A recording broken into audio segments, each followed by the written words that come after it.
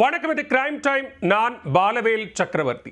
Cinema தயாரிப்பாளரை ஏமாற்றி அவர் செத்துவிட்டதாக கூறி மலையாள திரைப்படத்தை 6 கோடி ரூபாய்க்கு விற்று மோசடி செய்த கும்பலை கேரள போலீசார் தேடி வரும் நிலையில் கோவையில் இருந்து கொலை மிரட்டல் விடுத்துள்ளார் மர்ம நபர் ஒருவர்.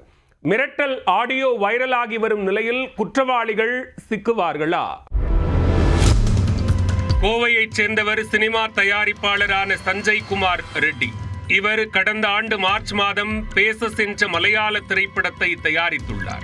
படத்தின் போஸ்ட் புரொடக்ஷன் பணிகளை கேரள மாநிலம் கொச்சியில் உள்ள தனியார் நிறுவனத்தில் கொடுத்துவிட்டு 2025ஆம் ஆண்டு ஜனவரி மாதம் சஞ்சய் குமார் ரெட்டி அவரது மனைவி லாவண்யாவுடன் லண்டனுக்கு சென்றுள்ளார்.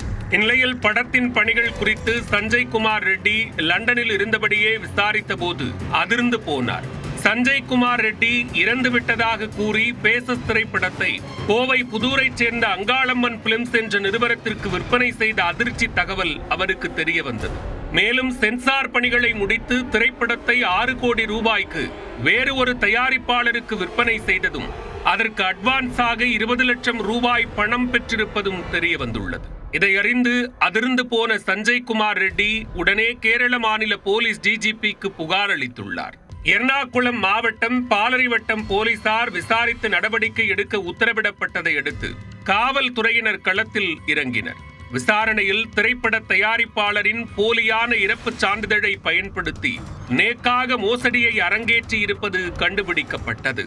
இந்த விவகாரத்தில் தயாரிப்பாளர் சஞ்சய் குமார் ரெட்டியின் தம்பி ரமேஷிடம் தயாரிப்பாளர் சஞ்சய் அனைத்து பொறுப்புகளையும் கொடுத்துவிட்டு லண்டன் சென்றிருந்தார். ஆனால் தம்பி ரமேஷ் சஞ்சய் ரெட்டியின் பணத்தையும் பொள்ளாச்சி வீட்டில் வைத்திருந்த 100 கிராம் எடையுள்ள 18 தங்க கட்டிகளையும் விற்று பணத்தை எடுத்துக் கொண்டுள்ளார். மேலும் ரமேஷ் திரைப்பட இயக்குனர் நீலேஷ் கலாய்ச்சி, சாலச்சித்திரம் பிலிம்ஸ் நிறுவன உரிமையாளர் ராஜேஷ், கோவை புதூர் பகுதியைச் சேர்ந்த முருகேசன், திருச்சி மாவட்டம் பொன்மலையைச் சேர்ந்த ஆரோக்கியராஜ் ஆகியோருடன் சேர்ந்து சஞ்சய் குமார் ரெட்டி இறந்து விட்டதாக போலி இறப்புச் சான்றிதழ் வாங்கி மோசடியில் ஈடுபட்டது விசாரணையில் தெரிய வந்தது. ரமேஷ்குமார் மீது பொள்ளாச்சி கோட்டூர் காவல் நிலையத்தில் வழக்கு பதிவு செய்யப்பட்டுள்ளது. இந்த மோசடியில் தொடர்புடைய 4 பேர் மீதும் கேரள போலீசார் வழக்கு பதிவு செய்துள்ளனர். தலைமறைவாக உள்ள 4வரையும் பிடிக்க கேரள போலீசார் தீவிர தேடுதல் வேட்டையில் இறங்கியுள்ளனர். இந்நிலையில் லண்டனில் உள்ள தயாரிப்பாளர் சஞ்சய் குமார் ரெட்டியின் செல்போன் வாட்ஸ்அப் எண்ணுக்கு மிரட்டல் வாய்ஸ் மெசேஜ் ஒன்று வந்துள்ளது. அந்த எண்ணிலிருந்து பேசிய நபர் தான் குனியமுத்தூர் போலீசிலிருந்து பேசுவதாகவும் மரியாதையாக கேரளாவில் கொடுத்துள்ள வழக்கை வாபஸ் பெற வேண்டும் என்றும் கூறி மிரட்டியிருக்கிறார்.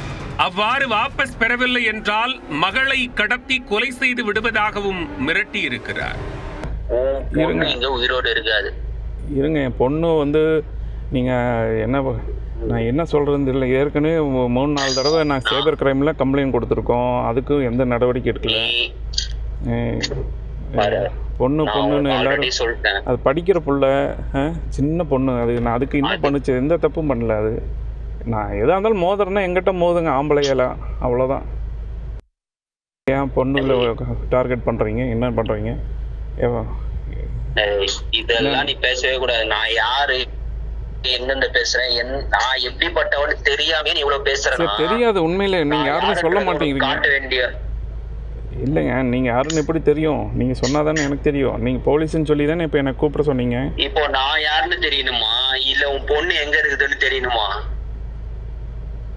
உட்கார்ந்த இடத்துல இருந்தே தூக்குவேன், பாக்குறியா? இருங்க, நீங்க எதுக்கு எடுத்தாலும் நீங்க வந்து விஷயத்துக்கு வாங்க. நம்ம என்ன கண்ணு முன்னாடி உட்கார்ந்து இருக்கான் உன் பொண்ணு. இது குறித்து சஞ்சய் குமார் ரெட்டி தமிழக போலீஸ் டிஜிபி, கோவை மாவட்ட கலெக்டர், கேரள டிஜிபி மற்றும் பாலரிவட்டம் காவல் நிலையம் உள்ளிட்டோருக்கு இமெயில் மூலம் புகார் அனுப்பியுள்ளார்.